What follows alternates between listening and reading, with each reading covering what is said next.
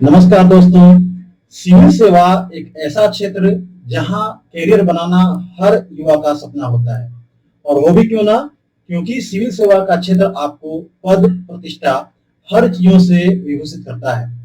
Civil सेवा की तैयारी करने वाले छात्रों के लिए वैसे युवा जो इस परीक्षा को अंतिम रूप से उत्तीर्ण करते हैं, वो एक तरह से प्रेरणा स्रोत होते हैं। तो आइए आज हम लोग एक ऐसे युवा से आपका परिचय कराते हैं जो 65वीं बीपीएससी की परीक्षा में अंतिम रूप से चयनित होकर अत्यंत ही गौरवशाली सफलता का वर्ण किया है। तो आइए हम लोग आलोक जी से कुछ बात करते हैं। तो आलोक जी, बिहार नमन जीएस के इस मंच पे आपका स्वागत है। Thank you thank you. सबसे पहले तो बिहार नमन जीएस की पूरी टीम की तरफ से आपके इस गौरवशाली सफलता के लिए आपको बहुत बहुत बधाई। Thank you lord, thank you. Alok ji, हमारे जो युवा साथी जो देख रहे हैं और जो सिविल सेवा की जो तैयारी कर रहे हैं, वो आपसे कुछ जानना चाहेंगे। तो उनके बिहार पे मैं कुछ आपसे पूछूंगा। सबसे पहले तो आलोक जी, अपना कुछ इंट्रोडक्शन आप बताएं हमारे साथियों को, अपने बारे में कुछ बताएं। जी, मैं मुंगेर जिले में रहने वाला हूँ, जो हमारे बिहार का एक जो साउथ बिहार का एक काफी बड़ा जिला माना जाता है। और मेरी प्रारंभिक पढ़ाई बिहार में ही हुई है। उसके बाद मैंने रांची में पढ़ाई की और फिर मेरी हायर स्टडीज गुड़गांव में हुई है। फिर उसके बाद मैंने कुछ साल जॉब भी किया है और फिर सिविल सर्विसेज की तैयारी में आ गया था मैं। और अभी मैं 65th में सेलेक्ट हुआ हूँ सप्लाई इंस्पेक्टर के पोस्ट पर। जब आपने कहा कि आपने जॉब भी किया है, जी जी। तो किस क्षेत्र में आप जॉब? मेरा कम्युनिकेशन के फील्ड में था। अच्छा, कम्युनिकेशन। अच्छा, तो फिर अचानक उस फील्ड से सिविल सेवा की तरफ रुझान? रुझान का एक एक तो कारण था कि हमारे समय उस टाइम पे रिसेशन आया हुआ था मार्केट में। जी। और थोड़ा मेरी माता जी का थोड़ा रुझान था कि जो है मैं सिविल सर्विस की तरफ जाऊं। और फिर मतलब जब वो टाइम फेज थोड़ा सा जॉबलेसनेस का फेज चल रहा था, तो मुझे लगा कि जो है ना, ये मेरा विजन थोड़ा ब्रॉड हो रहा था कि मतलब अभी तो मैंने मतलब अपने रोजगार के लिए मैं सोच सकता हूँ, मुझे मिल सकता है, लेकिन इससे आगे बढ़कर अगर मैं कुछ और कर पाऊँ, समाज के लिए कर पाऊँ, तो यही काम अगर मैं 4-5 साल के बाद शायद तैयारी करना शुरू करता, तो मैंने सोचा कि अगर मुझे यही करना ही है तो मैं अभी करूंगा तो ज्यादा अच्छा रहेगा। तो इसलिए मैंने इस फील्ड में सीधा डायरेक्ट कॉलेज के बाद मतलब आने की सोची थी। अच्छा आलोक जी, कई बार हम लोग देखते हैं कि जैसे हम लोग संशय की स्थिति में होते हैं कि हम लोग अपना जो करियर किस क्षेत्र में हम लोग बनाए।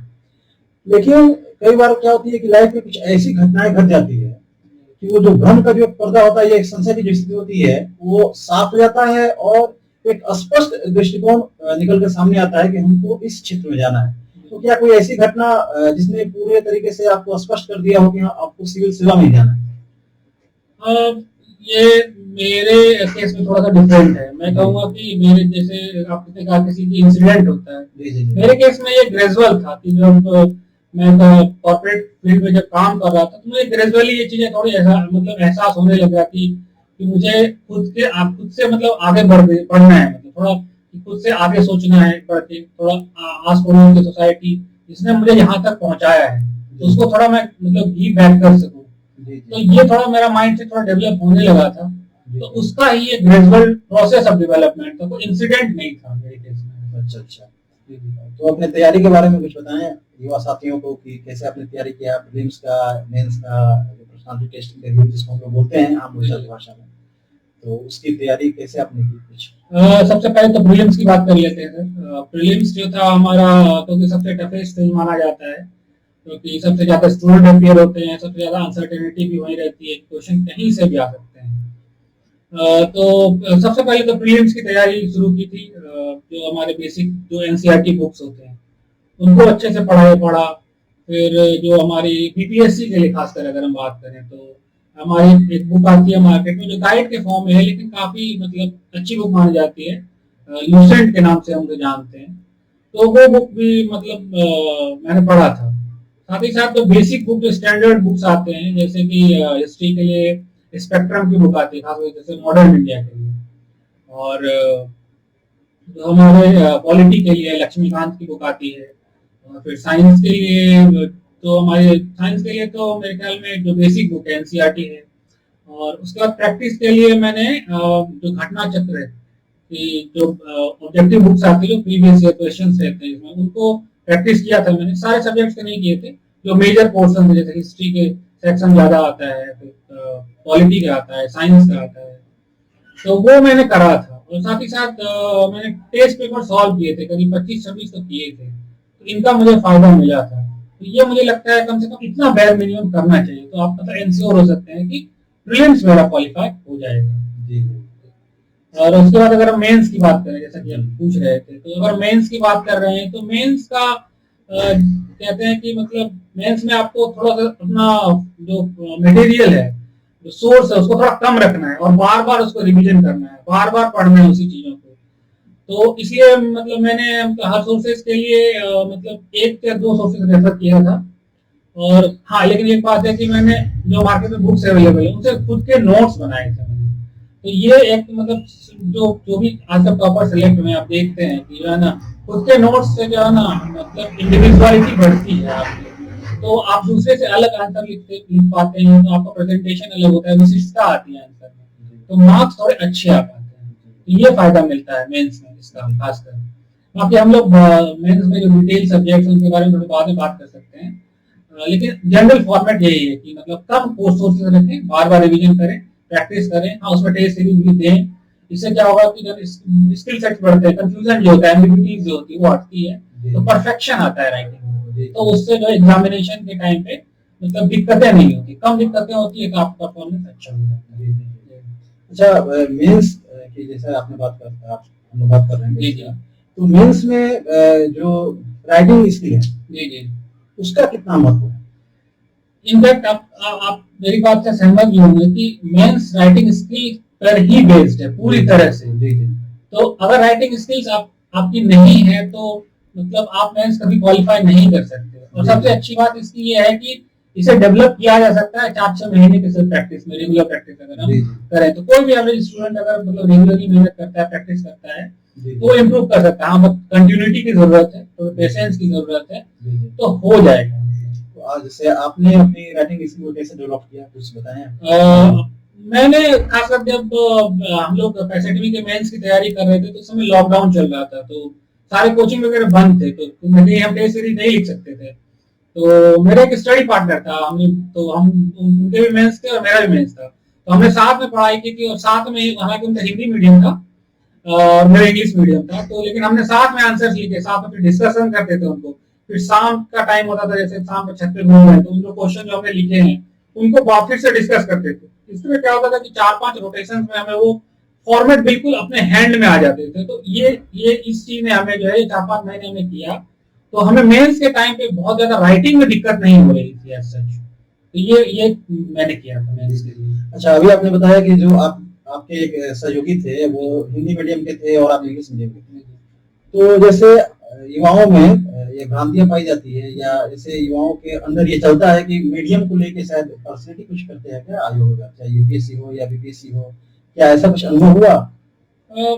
मार्केट में ऐसी खबरें, अफवाहें सुनने को कई बार मिलती भी है, लेकिन मेरा मानना है कि अगर आप अच्छा कंटेंट लिखते हैं, बेहतर प्रेजेंटेशन करते हैं, तो मुझे नहीं लगता है कि आयोग जो है ना मतलब ऐसा मतलब 2 तरह का मतलब जो है व्यवहार नहीं करते हैं मेरे ख्याल में, क्योंकि वो काफी विद्वान लोग हैं, काफी प्रतिष्ठित लोग हैं, काफी समझदार लोग हैं। मुझे नहीं लगता है कि जो है भाषा तो एक मीडियम है, language is just a medium, तो मुझे इसके बेसिस पे मुझे नहीं लगता डिस्क्रिमिनेट करते हैं। अगर हम कंटेंट प्रेजेंट करते हैं तो आप किसी भी मीडियम में लिखते हैं तो मतलब मार्क्स मिलते हैं। यानी कि माध्यम का कोई बहुत ज्यादा महत्व नहीं है। आपका कंटेंट कैसा है, आपका नॉलेज कैसा है, जी बिल्कुल बिल्कुल, उस पर डिपेंड करता है आपका आपका माध्यम कोई। हाँ, माध्यम मैटर नहीं करता। जी। ऑप्शनल क्या थे आपके? मेरा ऑप्शनल था फिलोसफी। कुछ विशेष वजह फिलोसफी रखने के लिए? फिलोसफी एक तो यूपीएससी में मेरा फिलोसफी था ऑप्शनल, और फिलोसफी एक लॉजिकल सब्जेक्ट है थोड़ा सा, तो मुझे मतलब मैं लॉजिकल कनेक्ट कर सकता हूँ चीजों को, लेकिन मुझे रटने में थोड़ी चीजें दिक्कत आती है। तो इस कारण मुझे थोड़ा आसान लग रहा था, लॉजिकल एक दूसरे से कनेक्ट हो रही थी। और साथ में मतलब जो इथिक्स का जैसा पेपर था उसमें यूपीएससी में, उससे फिलोसफी काफी कनेक्ट कर रहा था, ये चीजें मुझे थोड़ी पसंद आती है।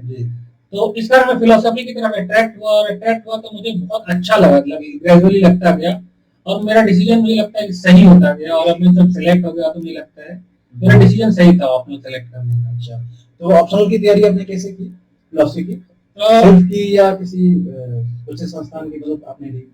सही बोलूं तो मैंने एक कोचिंग संस्थान में की मदद ली थी, जी जी। लेकिन मैं सेटिस्फाइड नहीं था उनके जो उन्होंने पढ़ाया था। जी जी। तो उसके बाद मैंने जो बेसिक बुक्स है मार्केट में वो खरीदी थी, जी जी। और जो हमारे जो कोई बड़े कोचिंग है एक दो उनके अच्छे नोट्स माने जाते हैं, जी जी। उनको मिलाकर मैंने 7-8 महीने में खुद के नोट्स तैयार किए थे फिलोसफी के, जी। क्योंकि मार्केट में रेडीमेड बीपीएससी के नोट्स नहीं अवेलेबल थे फिलोसफी के। तो उसके बाद मुझे लगता है कि वो टाइम स्पेंड होगा, आप किसी ऑप्शनल के साथ टाइम स्पेंड करते हैं तो अपना आपका होता जाता है, कमांड थोड़ा बढ़ता जाता है। तो मैं कंफर्टेबल हो गया था उसी टाइम पे कि हाँ मैं फिलोसफी को टैकल कर सकता हूँ, मतलब क्वेश्चंस। तो ये मैंने किया। यानी कि सेल्फ नोट्स का बहुत महत्व है। जी जी जी बिल्कुल। और जितना आप रिटन लिसनिंग के जितना आप प्रैक्टिस करोगे, जी जी, क्वेश्चन लिखने का आप जितना प्रैक्टिस करेंगे उतना बेहतर होगा। जी बिल्कुल, और उतना पॉसिबिलिटी आपकी बढ़ते जाएगी इस एग्जाम में सिलेक्ट होने की। जी जी, मेरा मानना है कि एग्जामिनर जो है वो इंडिविजुअलिटी को बहुत रिस्पेक्ट करते हैं, प्रेफर करते हैं कि आप अलग सोच रख सकते हैं जी। और अलग सोच का मतलब प्रेजेंटेशन है कि जैसे अगर हमारा अपना नोट्स है, इंडिविजुअल नोट्स है, तो मेरा प्रेजेंटेशन सबसे अलग है। तो ये इस बात को बहुत पसंद करते हैं, ऐसा कहा जाता है। और जब अभी मार्क्स तो नहीं आए, मार्क्स आएंगे तो थोड़ा कंफर्म हो पाएगा कि मतलब क्या क्या मतलब अगर ये बात है ये सही है ज्यादा या क्या है।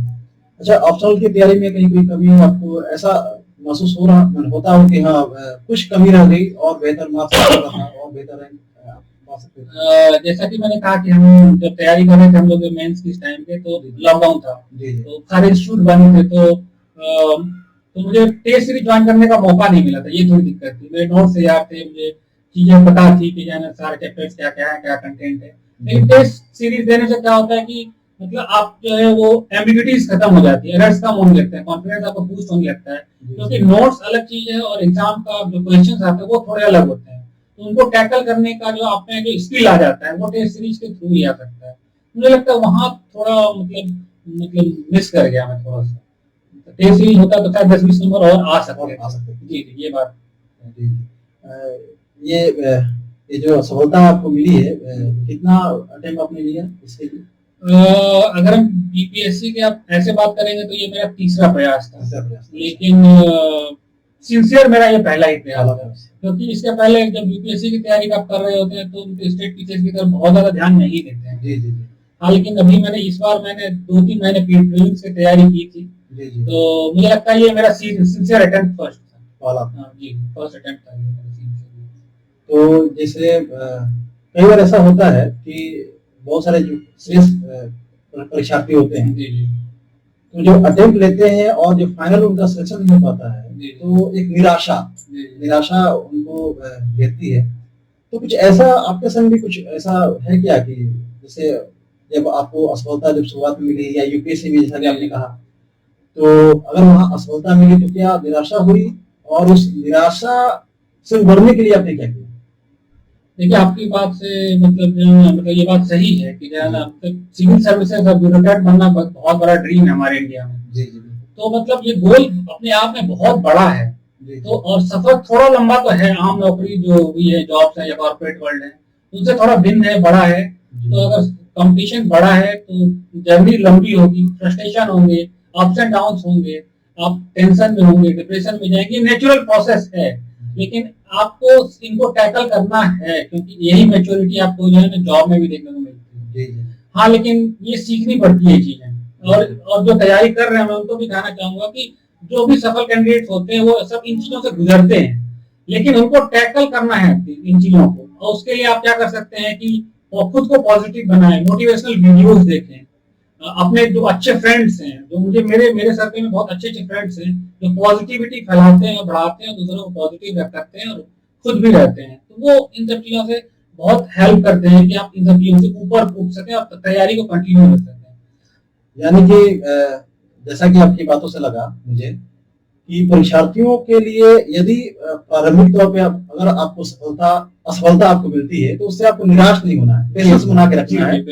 और आपको यह निरंतर आपको इसका एनालिसिस करना है कि कहाँ कमी होगी, हाँ जी बिल्कुल। यदि आप असफल हुए तो कहीं ना कहीं कुछ कमी नहीं हुई। जी जी बिल्कुल। तो उन कमियों को आप दूर करें और पेशेंस के संग, धैर्य के संग, और आप निरंतर प्रयास करते रहें, सफलता एक न एक दिन आपका जरूर ग्रहण करेगी। जी जी बिल्कुल बिल्कुल। सेल्फ स्टडी का क्या महत्व है आलोक जी?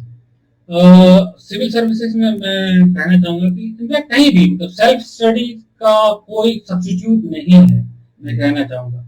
सेल्फ स्टडी मतलब कोई भी आप कहते हैं कि बहुत सारे लोग शिकायत करते हो आपको मिलेंगे कि मैंने अच्छे इंस्टीट्यूट से कोचिंग किया है फिर भी मेरा सिलेक्शन नहीं हुआ है। तो एक बात आप हमें समझनी पड़ेगी, कोचिंग इंस्टीट्यूट कभी भी सिलेक्शन नहीं करवा सकते हैं, वो आपको एक गाइड करते हैं, बस डायरेक्शन शो कर देते हैं, ठीक है। हम बाकी जो सिलेक्शन होता है वो सेल्फ स्टडी का ही नतीजा होता है। जिन जो भी लोग सेलेक्ट होते हैं वो 90% उनका कंट्रीब्यूशन होता है, that is only due to the self study. हाँ बस वो आपके पढ़ने के तरीके अलग हो सकते हैं, बट सेल्फ स्टडी का कोई सब्स्टिट्यूट नहीं है। अच्छा, बिहार नमन क्या कोई ये रहा आपके सिलेक्शन में कोई सहयोग? बिहार नमन का तो बहुत मतलब मैंने आपको पहले भी बात जब हो रही थी हमारी तो मैंने आपको बताया था कि मतलब मैं ऐसे किसी अच्छे टेस्ट सीरीज की तलाश में था कि जो मुझे मिले कि जो मतलब बीपीएससी के फॉर्मेट को फॉलो करता हो और उसके मतलब हो थोड़ा आसपास में हो रहा था। और मतलब इत्तेफाक देखिए कि मतलब मेरा लक देखिए मतलब कि जो है मुझे मिल गया। और तो जो अभी उन्होंने लाइब्रेरी टेस्ट सीरीज चलाया था उस टाइम पे, तो मैंने ज्वाइन भी किया था। और मतलब बहुत मतलब जब भी टेस्ट देता था तो मेरे टॉप 10 में हमेशा नंबर नहीं आ पाते थे, तो मैं हमेशा ग्रुप में कहता था इस बार भी नहीं आ पाएंगे, अगली बार जरूर आऊंगा, अगली बार जरूर आऊंगा। तो सर ने काफी मोटिवेट किया थी, कोई नहीं आप लगे रहिए, आप लगे रहिए, होगा आपका। ये शुरू से मुझे मोटिवेशन मिलता रहा था। और पीटी के बाद भी मेंस के टाइम पे भी मिलता रहा था, इंटरव्यू के टाइम पे भी मिलता रहा था। जब खासकर मेंस की बात करें तो जो एक बुक आती है स्टैट्स की, स्टैट 72 सांख्यिकी 72, तो उस बुक को मैंने पूरा सॉल्व किया था। जो हमारे बिहार नमन पब्लिकेशन की बुक आती है उस बुक को मैंने पूरा सॉल्व किया था, कुछ एरर्स भी थे तो मैंने सर को बताए थे, सर ने कहा था हाँ बिल्कुल कंसिडर करेंगे हम चीजों को। और तो उन्होंने कहा था कि हाँ ये बुक हेल्पफुल है, मुझे काफी फायदा मिला उस बुक से मेंस में खासकर। तो पीटी में भी काफी हेल्पफुल हुआ था, बिहार नमन की तरफ से बहुत कंट्रीब्यूशन था और मेंस में भी हुआ था, काफी काफी ज्यादा हेल्पफुल।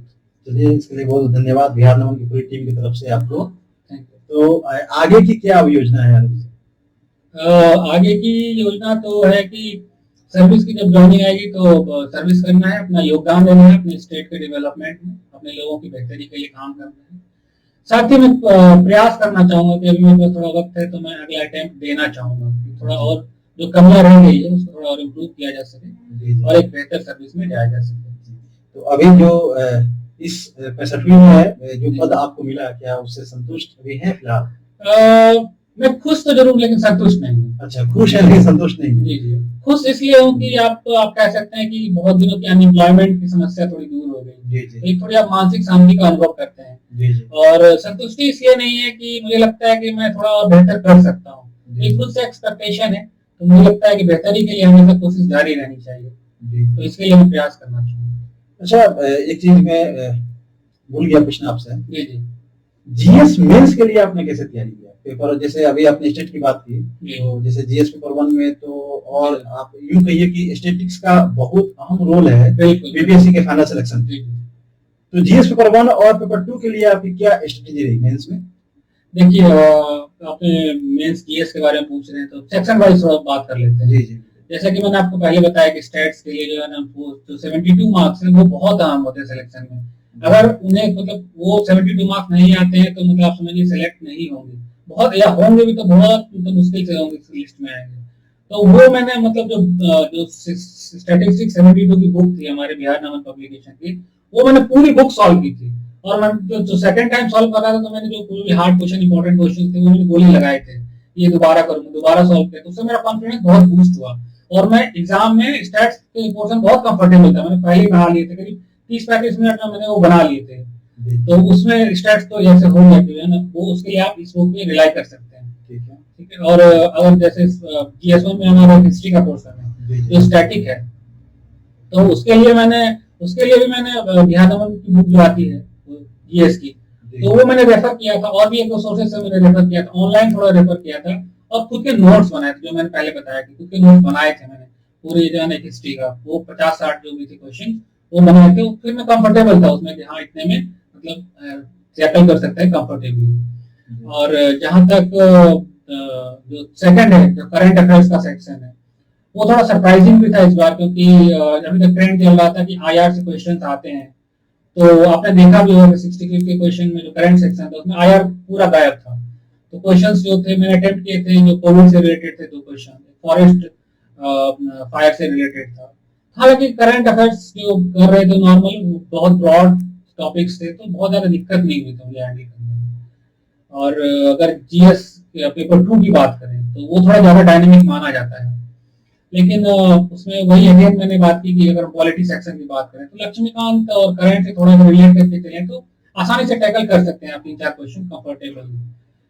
और उसके बाद एक सेक्शन है हमारा इकोनॉमिक्स और ज्योग्राफी का सेकंड सेक्शन जो है, तो वो मतलब वहाँ प्योर इकोनॉमिक्स नहीं पूछते हैं वो लोग, उसमें इकोनॉमी और ज्योग्राफी मिक्स करके पूछते हैं।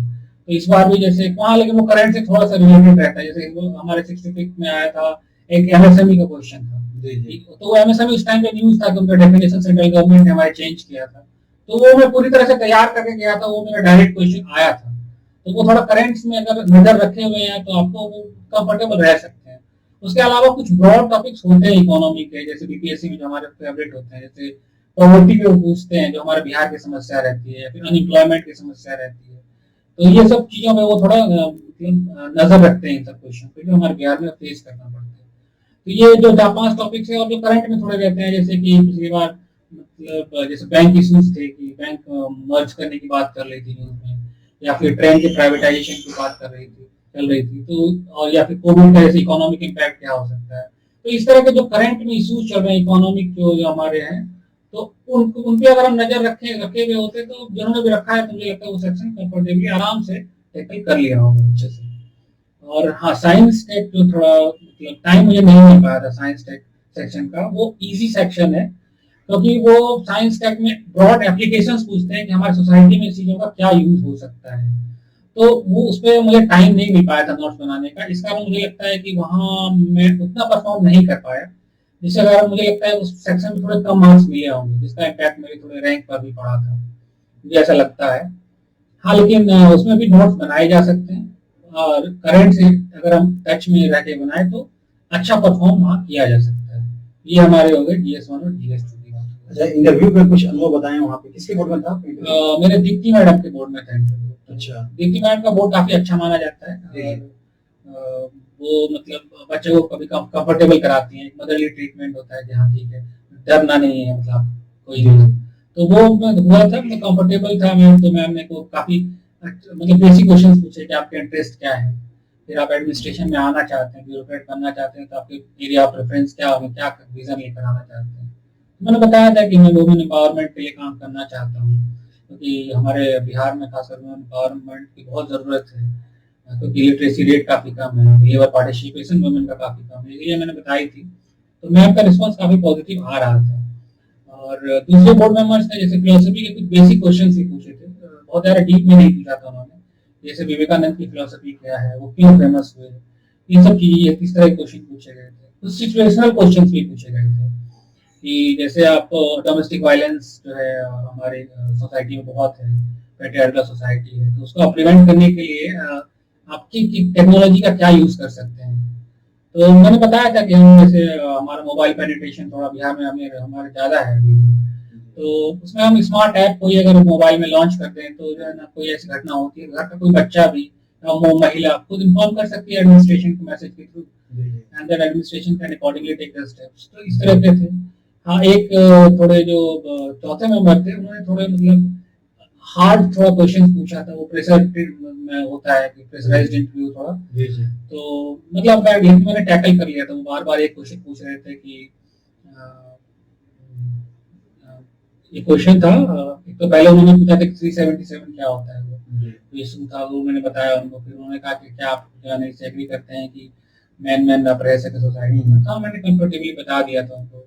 फिर उन्होंने इलेक्ट्रॉनिक गैजेट से 1-2 क्वेश्चन पूछे थे, तो वो भी मैंने बता दिया था। मुझे लगता है कंफर्टेबली इंटरव्यू ठीक ठाक था, कॉर्डियल था, बोर्ड काफी सपोर्टिव थे। मतलब कि जो आम जो भ्रांतियां होती है या कई यूट्यूब चैनल पे हम लोग देखते हैं कि बोर्ड में ऐसे क्वेश्चन पूछे जाते हैं या वैसे क्वेश्चन पूछे जाते हैं, ऐसा कुछ नहीं है। बोर्ड का रवैया काफी सहयोगात्मक होता है। जी जी, बिल्कुल बिल्कुल। वो मतलब काफी कंफर्टेबल होता है। और ये भ्रांतियां हैं कि जो है ना आपको जी। बहुत परेशान करते हैं या टॉर्चर करते हैं, ये सब चीजें नहीं होती है। जी। वो आपको कंफर्टेबल फील कराते हैं क्योंकि वो सिलेक्शन के लिए ही बैठे हैं। तो हमें एसेस करना चाहते हैं कि इतनी बड़ी पोस्ट के लिए सेलेक्ट करना है, हमारी इतनी बड़ी जिम्मेदारियां होंगी तो हम उसके लायक हैं या नहीं है। तो ये किए तो वो एसेस करते हैं बस, ऐसा नहीं, कुछ परेशान नहीं करते हैं वो। ये है। तो हमारे जो परीक्षार्थी जो मित्र हैं उनको क्या संदेश देना चाहेंगे आप?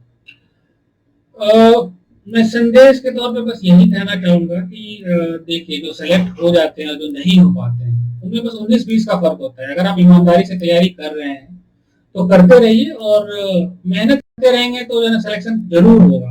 हो सकता है थोड़ा वक्त ज्यादा लगे, लेकिन मेहनत का कोई सब्स्टिट्यूट नहीं है। और मेहनत आप समझिए कि आज के समय में ब्रह्मास्त्र है, और वो आपको जो है जरूर सिलेक्शन दिलाएगा। तो आप मेहनत करते रहिए, पॉजिटिव रहिए और जोश के साथ मेहनत कीजिए, और बिल्कुल जो है आप अपने ड्रीम को अचीव कर सकते हैं। आलोक जी, आपसे बात करके बहुत अच्छा लगा। आपने बिहार नमन को इतना समय दिया, इसके लिए बहुत धन्यवाद आपका। और एक बार पुनः बिहार नमन की पूरी टीम की तरफ से आपके इस गौरवशाली सफलता के लिए आपको बहुत बहुत बधाई। थैंक यू जी, आपने मुझे विचार रखने का मौका दिया। धन्यवाद, धन्यवाद दोस्तों।